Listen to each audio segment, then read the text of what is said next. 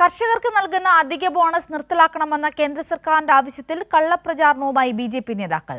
സംസ്ഥാന സർക്കാരാണ് കർഷകർക്ക് പണം അനുവദിക്കാത്തതെന്നാണ് കെ സുരേന്ദ്രന്റെ വാദം.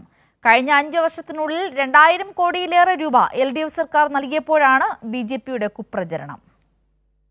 സംസ്ഥാന സർക്കാർ നെൽകർഷകർക്ക് നൽകുന്ന ബോണസ് നിർത്തലാക്കുന്നത് പരിഗണിക്കണമെന്നാവശ്യപ്പെട്ടുകൊണ്ടാണ് കേന്ദ്ര ധനകാര്യ വകുപ്പ് കത്തയച്ചത്.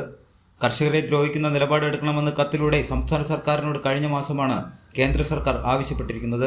ആവശ്യത്തെക്കാൾ കൂടുതൽ നെല്ല് സംഭരണം രാജ്യത്ത് നടക്കുന്നുണ്ടെന്നും ഇത് പൊതുഖജനാവിന് ഭാരമായി മാറുന്നെന്നും ആ വിചിത്രമായ ന്യായവും കേന്ദ്ര സർക്കാർ ഉയർത്തുന്നു.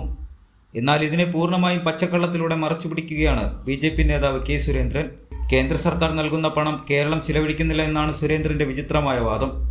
രേഖകളുണ്ടെന്നുള്ള ആ ചോദ്യത്തിന് അങ്ങനെ പലതും ഉണ്ടാകുമെന്നും അതിന് മറുപടിയില്ലെന്നും കെ സുരേന്ദ്രൻ പറയുന്നു. ലെഫ്റ്റിൻ്റെ വ്യാജ നെറേറ്റീവാണ്. ഇതുപോലത്തെ പല പ്രചരണം ഇവിടെ നടക്കുന്നുണ്ട്.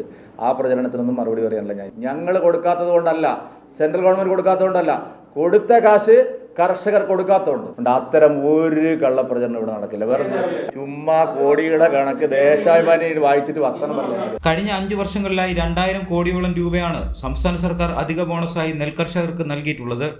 എന്നാൽ നെല്ല് സംഭരണ കുടിശ്ശികയിനത്തിൽ 1300 കോടിയോളം രൂപ കേന്ദ്ര സർക്കാർ കേരളത്തിന് നൽകാനുമുണ്ട്.